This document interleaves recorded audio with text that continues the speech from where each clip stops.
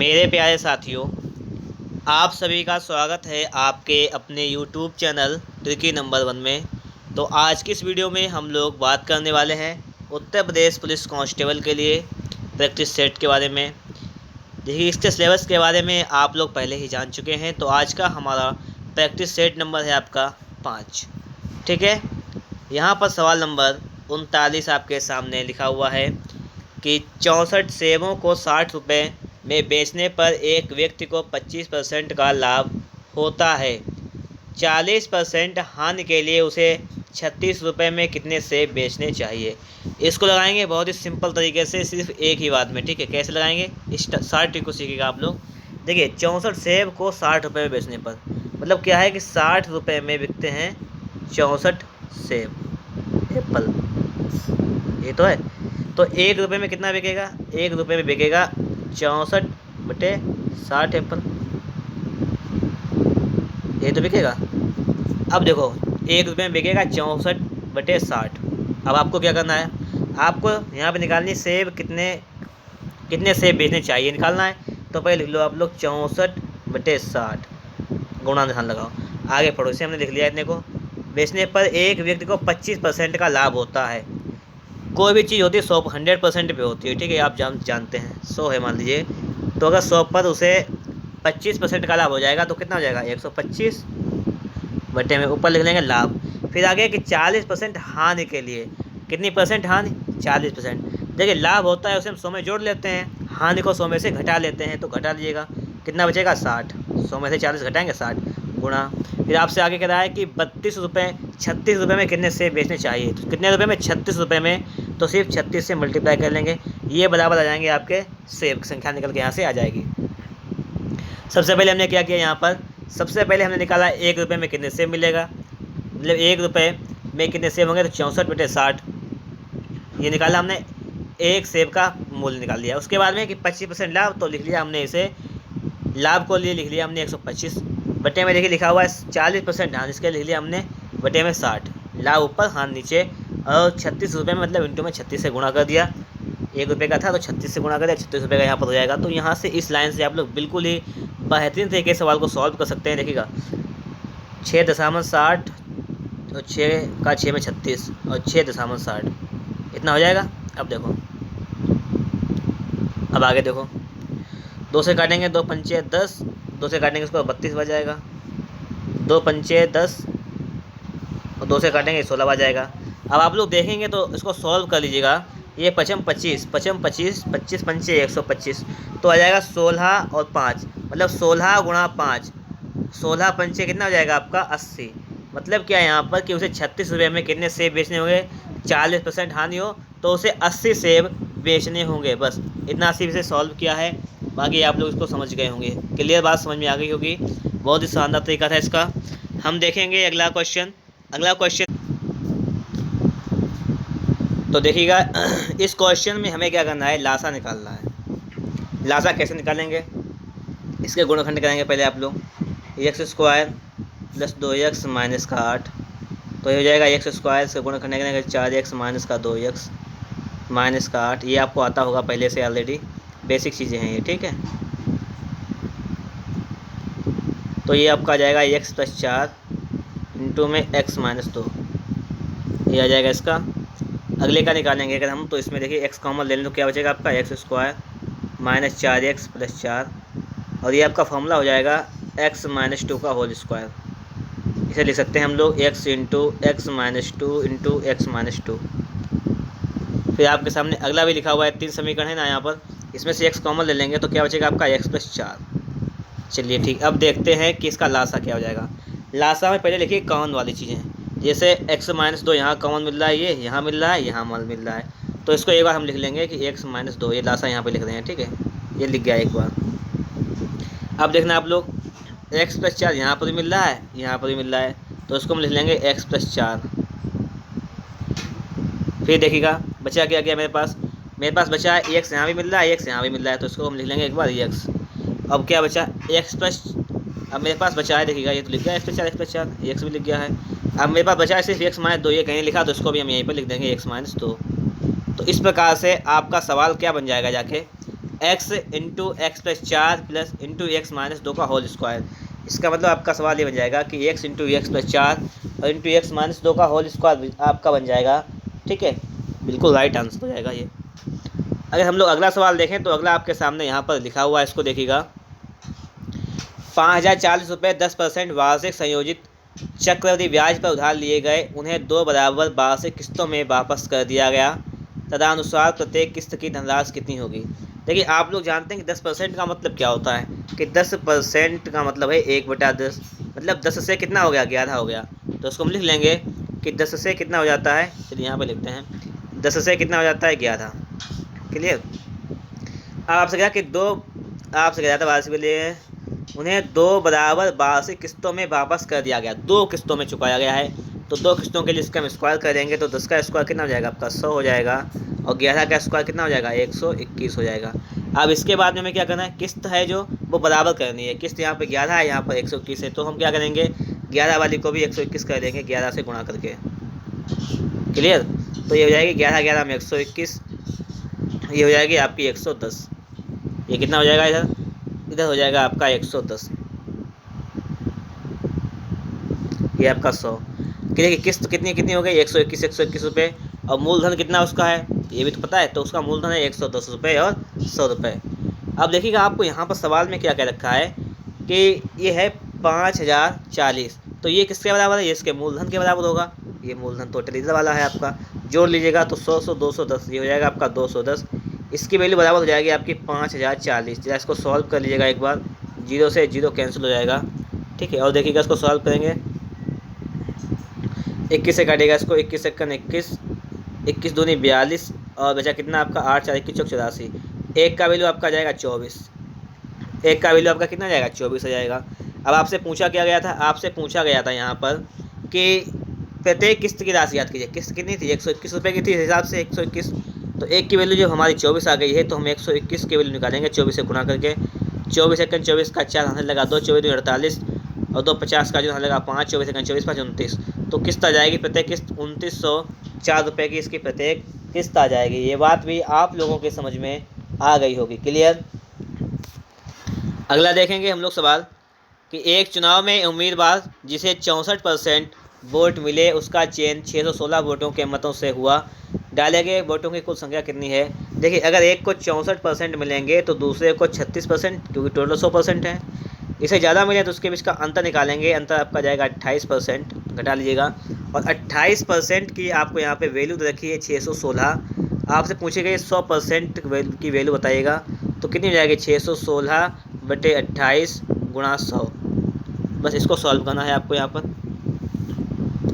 7 से काटिएगा, 7 चौको 28, 7 अट्ठे 56, 7 अट्ठे 56, और 4 से काटेंगे 4 दूनी 8, 4 दूनी 8 22। ये आपका आ जाएगा 2200। कितना आ जाएगा, यहाँ पर आपका आ जाएगा 2200 जो है आपका बिल्कुल ही राइट आंसर आ जाएगा। क्लियर। किसी राशि पर 5% वार्षिक ब्याज की दर से 3 वर्ष और 4 वर्ष में प्राप्त साधारण ब्याज में 42 रुपये का अंतर है, राशि याद कीजिए। अब देखिए, साधारण ब्याज जो होता है वो प्रत्येक साल बराबर ही होता है। तो पहले तो वो लगता है 3 वर्षों के लिए, 5% की दर है 3 वर्षों के लिए, कितना हो जाएगा ब्याज, ये हो जाएगा आपका 15%, टोटल मिलेगा 15% ब्याज। फिर आगे आपसे कह रहा है और 4 वर्ष, तो 5% दर थी 4 वर्ष के लिए, कितना हो जाएगा 20%। ठीक है, फिर आपसे कह रहा है कि इन वर्षों में प्राप्त साधारण ब्याज में 42 रुपये का अंतर है। मतलब क्या है कि इनके बीच का जो डिफरेंस है वो कितना है, वो आप लोग परसेंटेज में देखेंगे तो परसेंटेज में 5% है, लेकिन वैल्यू में कितना है, 42 है। आपको निकालना है वह राशि। कोई भी राशि होती है हमेशा 100% होती है, तो इसके 100% के लिए इसमें 20 से मल्टीप्लाई इधर कर दें और 20 से मल्टीप्लाई इधर कर दें, तो 42 दूनी 84, 840, तो आ जाएगी आपकी 840 रुपये वह राशि आ जाएगी। क्लियर। अगला सवाल है कि कुछ आदमी एक काम को 12 दिन में कर सकते हैं। हमने मान लिया कि x आदमी हैं, 12 दिन में किसी एक काम को कर देते हैं बराबर, तो उससे 2 गुना आदमी, 2x आदमी कितने दिनों में, हम मान लेंगे t दिनों में, आदमी आधे काम को, काम कितना हो जाएगा, आधा काम, बस। ठीक है। क्लियर। कितने दिन में कर सकते हैं ये पूछा गया, तो दिन t निकालना है यहाँ से। देखो पहले तो x से x कैंसिल हो जाएगा, और 2 से इसको काटेंगे, 2 छंग 12, ठीक है। तो आ जाएगा 6 बराबर ये टी 2 से आपका ऊपर गुणा हो जाएगा यहाँ पर, क्योंकि भाग में है ये यहाँ पर 1/2 है ना, 2 ऊपर चला जाएगा, हो जाएगा 2 और टी 2 से इसको काटेंगे, 2 3 6 3, तो आ जाएगा टी का मान आ जाएगा आपका 3, मतलब 3 दिन में ये काम समाप्त कर देंगे। क्लियर हुई बात यहाँ पर। आगे देखेंगे अगला सवाल। एक व्यक्ति किसी पहाड़ी पर 5 किलोमीटर प्रति घंटा की चाल से चढ़ाई करता है, 8 किलोमीटर प्रति घंटा की चाल से उतरता है। यदि यात्रा के दौरान इसे कुल 6 घंटा मतलब 6.5 घंटे का समय लगता है तो पहाड़ी की ऊंचाई ज्ञात कीजिएगा। देखिएगा ये सवाल जो है बहुत ही सिंपल तरीके से हम इसे सॉल्व करेंगे। कैसे ज्ञात करेंगे आप लोग ऊंचाई? देखो जैसे 5 किलोमीटर प्रति घंटा की चाल से जाता है और 8 किलोमीटर प्रति घंटा की चाल से आता है, सीधी सी बात इसका पहले लासा ले लीजिएगा। लासा मतलब इसका आ जाएगा 8 5 40, लासा आ जाएगा इसका 40। क्लियर। अगर हम ये मान लें कि टोटल जो दूरी है वो कितनी है, 40 है, 40 का मतलब कि वह 20 किलोमीटर पर जाता है और 20 किलोमीटर पर नीचे आता है, अगर ये मान लें यहाँ पर। देखो बिल्कुल सिंपल तरीके से लग जाएगा। अब देखो जब वह जाता है तो 5 किलोमीटर प्रति घंटा की चाल से, तो उसे कितना समय लगेगा? 20 किलोमीटर जाता है, 5 किलोमीटर 1 घंटे में, तो 5 को 20, उसे लगेंगे 4 घंटे, जाने में लगेंगे 4 घंटे। आता है जब 8 किलोमीटर प्रति घंटा की चाल से, तो 8 दूनी 16 बचे 4/8, मतलब 16 सही 1/2, मतलब 2.5 घंटा उसे लगेगा आने में। तो उसे कुल समय कितना लग जाएगा? 4 और 2 6.5 घंटे लग जाएगा। तो इसका मतलब क्या है कि उसकी ऊंचाई कितनी है? उसकी ऊंचाई है 20 किलोमीटर। बिल्कुल ही सही बात हो जाएगी ये कि उसकी ऊंचाई कितनी जाएगी? 20 किलोमीटर। क्लियर। अगला सवाल देखेंगे कि 2 की घात 2 x - 1 प्लस 2 की घात x + 1 बराबर 320 है, तो x का मान निकालना है। अब देखो लिखा हुआ है कि 2 की घात x - 1 लिखा हुआ है, इसको हम क्या लिख सकते हैं? आप जानते हैं कि जब लिखा हुआ हो कि 2 की घात x बटे 2 की घात 1, तो इसे लिख सकते हैं कि 2 की घात x - 1, ठीक, क्योंकि घातों का ये भाग में होती है तो घटाते हैं। और ये लिखा हुआ 2 की घात x बटे 2 की घात गुणा में लिखा हुआ है इंटू 2 की घात 1, तो इसे लिख सकते हैं 2 की घात, तो लिख सकते हैं x + 1, ये कंडीशन होती है। इसी को हम लोग यहाँ पे अप्लाई करेंगे, लिखेंगे कि 2 की घात x बटे 2 प्लस 2 की घात x गुणा 2 की घात 1 कर ले, कोई दिक्कत नहीं, बराबर है 320। इसमें से 2 की घात x ले लेंगे कॉमन, तो क्या बचेगा आपके पास?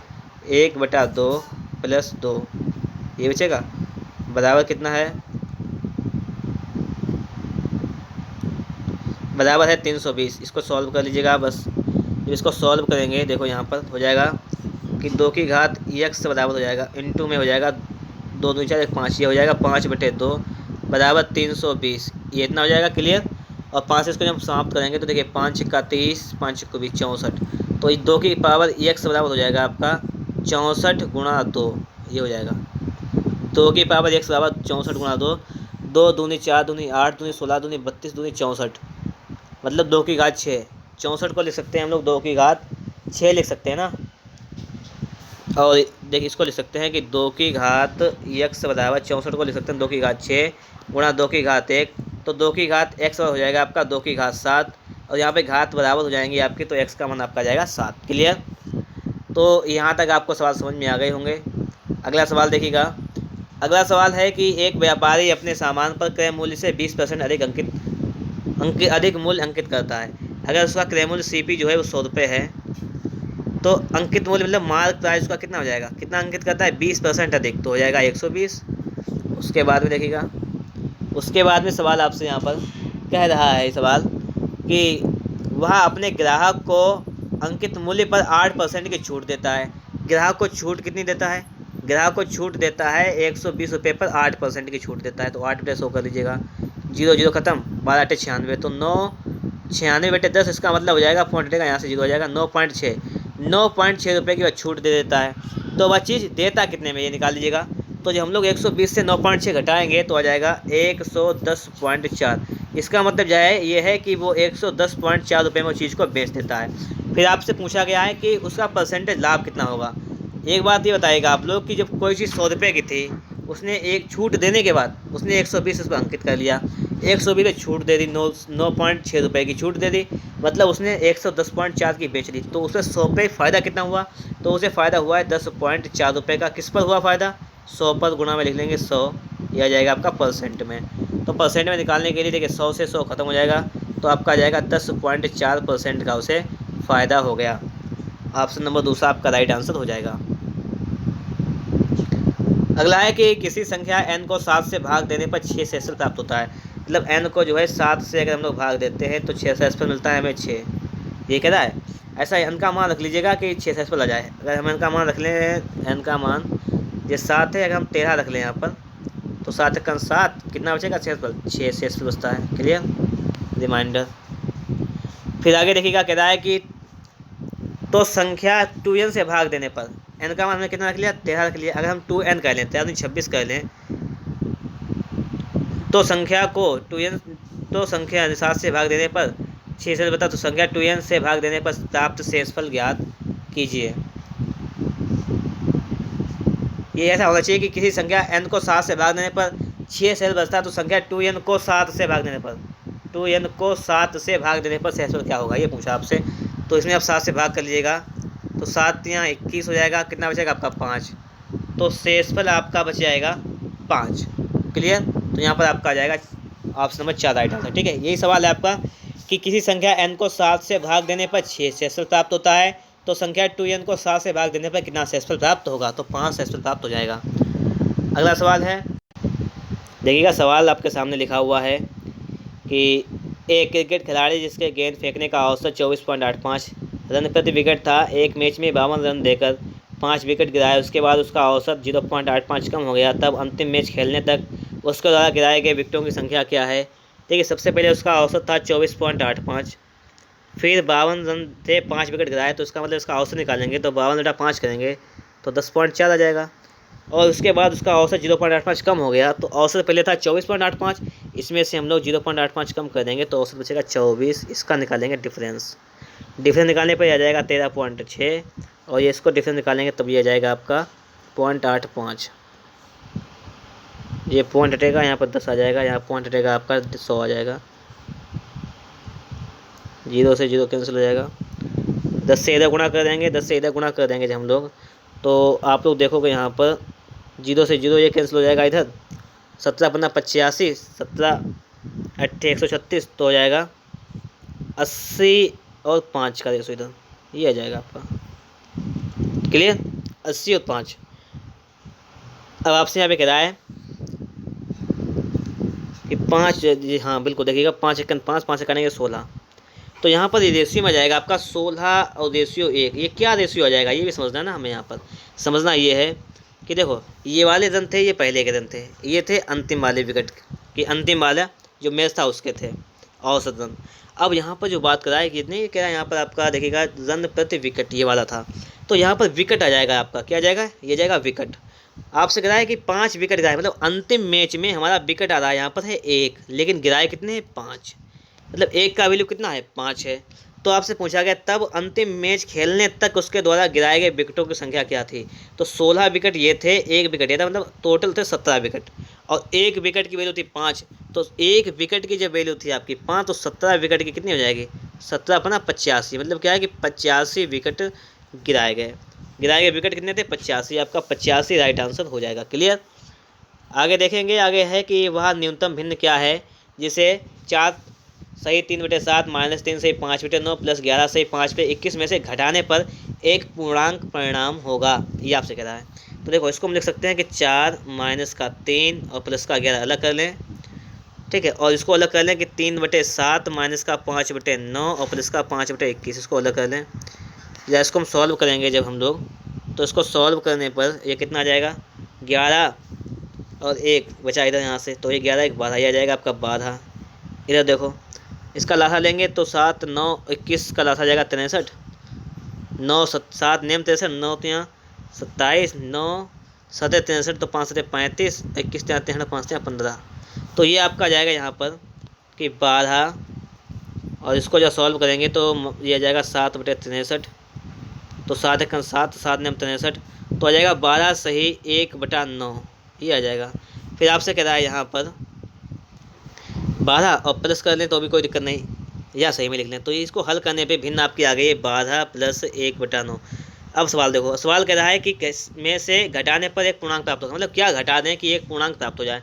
तो यहाँ से सीधी सी बात है, अगर हम लोग इसमें से माइनस का 1/9 कर दें तो ये समाप्त हो जाएगा, पूर्णांक हमें प्राप्त हो जाएगा, तो ये आपका राइट आंसर हो जाएगा। ठीक है, 5 रुपये के 6 की दर से केले खरीद कर ₹5 में 6 खरीदे और कह रहा है ₹6 में 5 की दर से बेचने पर ₹6 में 5 बेच दिए। ये मूल्य लिखा हुआ है, 5 के 6 खरीदे, 6 के 5 बेच दे, तो उसका लाभ क्या हो जाएगा। तो पहले तो हम लोग से ये जो भी केले हैं उनकी संख्या बराबर कर लेंगे।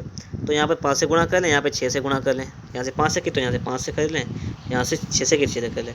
इसका मतलब क्या है, ये 6 पंचे 30 और इधर 5 का 30, ये है केला, ये है रुपये। इसका मतलब क्या है, इसका मतलब ये है कि 25 कि ₹25 में खरीदे, कितने केले, 30 केले, और ₹36 में केले कितने बेच दिए, 30 केले बेच दिए। मतलब केला की संख्या हमने बराबर कर ली। 25 में खरीदे, 36 के बेचे, मतलब कितने का फ़ायदा हुआ, ₹11 का फ़ायदा हुआ। किस पर फ़ायदा हुआ, 25 पर फ़ायदा हुआ। गुणा कर लेंगे 100, तो यहाँ से परसेंटेज निकल आएगा। देखो 25 चक्कू 100, 11 चक्कू 44, तो उसे 44% का फ़ायदा हो जाएगा। क्लियर। सवाल नंबर आपका है 52 नंबर। ए, बी, सी तथा सी ने मिलकर एक व्यापार शुरू किया। फिर आपसे आगे कह रहा है कि ए ने ₹15,000 8 महीने के लिए, बी ने ₹12,000 9 महीने के लिए, सी ने ₹8,000 पूरे साल के लिए लगाए। यदि वर्ष के अंत में 10,800 रुपये का लाभ हुआ तो ए और सी के लाभ का अंतर बताना है। देखो पहले तो हम रेशियो निकालेंगे। 15,000 थे वो ए ने लगाए हैं 8 महीने के लिए, रेशियो 12,000 बी ने लगाए हैं 9 महीने के लिए, फिर 8,000 सी ने लगाए हैं 12 महीने के लिए, मतलब 1 साल के लिए। इसको जब रेशो निकाल लो एक बार, तो 1 2 3 1 2 3 1 2 3 जीरो समाप्त हो गए सभी के। क्लियर। 4 दूनी 8, 4 तियाँ 12, 4 दूनी 8, ये हो जाएगा यहाँ पर, ये भी क्लियर। 3 चक्कू 12, 3 तियाँ 9, 5 15, तो 5 दूनी 10 अनुपात 3 तियाँ 9 अनुपात 2 चक्कू 8, ये रेशियो हो जाएगा ए बी सी का। तो आपसे यहाँ पे पूछ रहा है कि उनका टोटल लाभ जो हुआ है वो 10,800 रुपये का हुआ है। तो टोटल जोड़ लेंगे, तो 10 9 19 और 8 27, तो 27 की वैल्यू जो है वो हमें पता है 108,000 है। और आप जानते हैं कि 27 चक्कू 108 तो 400, एक का वैल्यू आ जाएगा आपका 400। फिर आपसे पूछा क्या गया, यहाँ पर आपसे पूछा गया ए और सी का जो है अंतर कितना हो जाएगा। आप इधर देखिएगा ए सी का अंतर कितना है। ए और सी में 2 का अंतर है, एक की वैल्यू आपकी 400 आ गई, 2 की वैल्यू आपकी 800 आ जाएगी। क्लियर। 2 की वैल्यू कितनी आ जाएगी आपको, 2 की वैल्यू आपकी आ जाएगी 800, बिल्कुल ही आपको यहाँ पर समझ में बात आ गई होगी। क्लियर। अगला है कि एक थैले में ₹1 50 10 पैसे के सिक्कों के रूप में 6:9:10 के अनुपात में 34.5 रुपये हैं। अगर ₹1 के 6 सिक्के हैं तो रुपये कितने हो जाएंगे, ₹6 हो जाएंगे। प्लस अगर 50 पैसे के 9 सिक्के हैं तो रुपये कितने हो जाएंगे, 50 पैसे के अगर 9 सिक्के हैं तो 50 पैसे के अगर 8 सिक्के होते तो ₹4 और 1 पैसा होते तो ₹4.5 हो जाएंगे। प्लस 10 पैसे के अगर 10 सिक्के हैं तो रुपये कितने हो जाएंगे, ₹1 हो जाएगा। तो ये टोटल वैल्यू निकल गया 6 4 10 11 11.5, टोटल वैल्यू हो जाएगी 11.5 रुपये।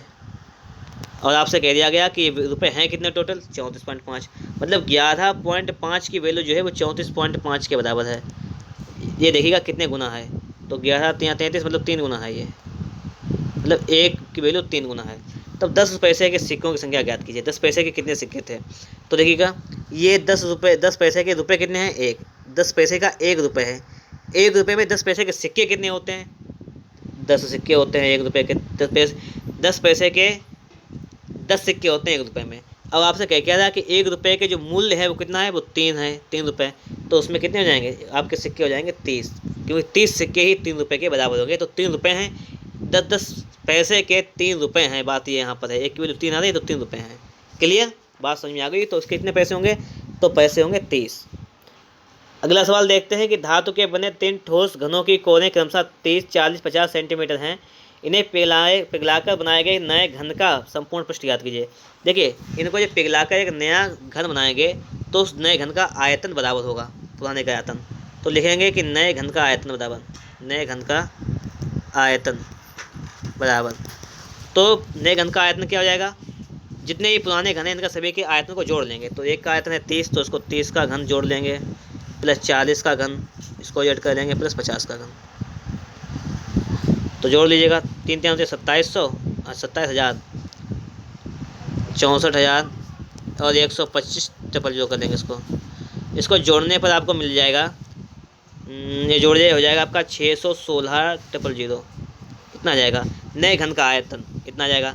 अब नए घन की हम लोग भुजा निकाल लेंगे। भुजा कितनी आ जाएगी, जोड़ लेगा 5 4 9 और 10 16 का 6 यहाँ से लगा 1 2 6 8 2 10 का 2 4 6 8 2 10 11 का 1 यहाँ से 1 216 5 4 9 10 16 का 6 यहाँ से लगा 1 2 1 3 6 9 10 11 का 1 यहाँ से लगा 216 ट्रिपल जीरो आ जाएगी नए घन का आयतन। ठीक है, 216 ट्रिपल जीरो ये जाएगा नए घन का आयतन। निकालेंगे भुजा, इसका करेंगे रूट क्यूब रूट, क्या आ जाएगी आपकी 60। ठीक है, इसका क्यूब रूट निकालेंगे तो जाएगी आपकी 60 सेंटीमीटर नए घन की भुजा आ जाएगी। क्लियर। अब पूछा गया इन्हें पिघलाकर बनाए गए नए घन का संपूर्ण प्रश्न निकालना है। अब देखिएगा नए घन का संपूर्ण प्रश्न निकालेंगे तो क्या हो जाएगा 6 गुणे भुजा स्क्वायर, तो 60 का स्क्वायर कर लेंगे तो 6 गुणे 3600 हो जाएगा और उसका हो जाएगा 216 डबल जीरो। 216 डबल जीरो क्या आ जाएगा आपका वर्ग सेंटीमीटर, इसका राइट आंसर आ जाएगा। क्लियर। अगर हम लोग देखें अगला सवाल, तो अगला सवाल आपके सामने लिखा हुआ है, इसको देखिएगा। ठीक है, पढ़ लीजिएगा। देखिएगा ये यहाँ पे दी गई है कुल शहर, कुल जनसंख्या, महिला पुरुष की, वयस्क बच्चे की। पूछा गया है कि फरीदाबाद में महिलाओं की कुल संख्या क्या है। फरीदाबाद में महिलाओं की कुल संख्या पूछी गई है। अब देखिएगा फरीदाबाद में संख्या है कितनी संख्या है टोटल, महिलाओं की कितनी और पुरुष की। पुरुष महिला का अनुपात दिया गया 8:7। तो महिलाओं की संख्या पूछी गई तो उसमें गुणा कर लेंगे। महिला की संख्या कितनी है 7, तो लिखेंगे 7 और टोटल कितनी हो जाएगी 7 8 15, बस इतना है। तो इसको हल कर लीजिएगा यहीं पर। तो 15 दूनी 30, 15 चक्कू 60, 15 चक्कू 60, 0 0 इतना हो जाएगा। तो 7 0 का 0, 7 0 का 0, 7 चौक 28 के 8 हाथ लगा 2, 7 चौक 28 32 का 0 हाथ लगा 3, 7 दूनी 14 17, मतलब हो जाएगा 1708 डबल जीरो, 1708 डबल जीरो। यहाँ पर आपकी महिलाओं की संख्या आ जाएगी। शहर दिल्ली और मुंबई मिलाकर रहने वाले पुरुषों की कुल संख्या कितनी है। दिल्ली और मुंबई में रहने वाले पुरुषों की कुल संख्या आपसे यहाँ पर पूछी गई है कि जो दिल्ली और मुंबई में पुरुष रहते हैं उनकी टोटल संख्या आपको यहाँ पर बतानी है। अब देखो पहले तो दिल्ली की बात करें अगर हम लोग, तो दिल्ली में पुरुष कितने रहते हैं। दिल्ली में लोग रहते हैं 46 55 डबल जीरो। ठीक है, जिसमें पुरुष की संख्या निकालनी है। दिल्ली में पुरुष देखिएगा, पुरुष और महिला 17 पुरुष हैं तो टोटल देखिएगा अनुपात, टोटल 8 7 15 का 5 लगा 35, 17/35 ये हो जाएंगे पुरुष प्लस। फिर आपसे कह रहा है मुंबई की हम लोग बात करें तो 4 4 2 8 डबल जीरो गुणे पुरुष कितने हैं 5 और बटे 7 5 टोटल 12, तो इतना ही आ जाएगा। इसको आप लोग सॉल्व करेंगे। ठीक है, इसको सॉल्व करेंगे, जो भी आपका आंसर आएगा उसको कमेंट बॉक्स में आप लोग हमें ज़रूर बताएंगे। ठीक है, क्लियर। अब देखते हैं हम लोग अगला सवाल अगला आपसे यहाँ पर कह रहा है, इसको देखिएगा थोड़ा समझिएगा। कह रहा है कि एक पेड़ में 9 शाखाएँ हैं। एक पेड़ है उसमें कितनी शाखाएँ हैं 9 शाखाएँ हैं। हर शाखा में 9 घोंसले हैं। हर शाखा में 9 घोंसले हैं। हर घोंसले में 9 चिड़ियाँ हैं। हर घोंसले में 9 चिड़ियाँ हैं। हर चिड़िया को खाने के लिए 9 दाने चाहिए। 9 दाने चाहिए, बस ये है। तो कुल कितने दानों की आवश्यकता है तो उसका सिर्फ गुणा कर लेंगे। 9 नेम 81 और 9 नेम 81। 81 का 81 में जब आप लोग मल्टीप्लाई करेंगे तो 81 का जब 81 में गुणा करेंगे तो आपका आ जाएगा 6561। इसका मतलब है कि इसे 6561 दानों की आवश्यकता है। अगला सवाल हम लोग देखेंगे जो कि हमारे प्रैक्टिस सेट का बिल्कुल ही लास्ट सवाल है। सवाल क्या कह रहा है इसको देखिएगा कि किसी कक्षा में लड़कों की संख्या लड़कियों की संख्या की 3 गुनी है। किसी कक्षा में लड़कों की संख्या जो है बॉय की संख्या गर्ल की संख्या की 3। अगर लड़कियां 1 अनुपात में हैं तो लड़के 3 के अनुपात में हैं। लड़के जो है लड़कियों से 3 गुने हैं। ठीक है, आगे देखिएगा। नीचे दी गई संख्याओं में से कौन सी संख्या विद्यार्थियों की कुल संख्या को व्यक्त नहीं कर सकती। तो देखिए अगर 3 लड़के हैं 1 लड़की तो टोटल कितने हो जाएंगे विद्यार्थी, टोटल हो जाएंगे 4। तो ऐसे कौन सी संख्या जो 4 से नहीं कट रही है वही आपका आंसर हो जाएगा। ये देखिए 4 से कट जाएगी, ये 4 से कट जाएगी, ये 4 से कट जाएगी। तो 42 विद्यार्थियों की संख्या नहीं हो सकती क्योंकि ये 4 से नहीं कटेगी। तो आपको सारी टिकें सारे सवाल अच्छी तरीके से समझ में आ गए होंगे। अगर आपको वीडियो अच्छा लगा है तो फटाफट से एक बार वीडियो को लाइक कर दिएगा। और मिलेंगे हम लोग एक नेक्स्ट टॉपिक के साथ नए वीडियो में।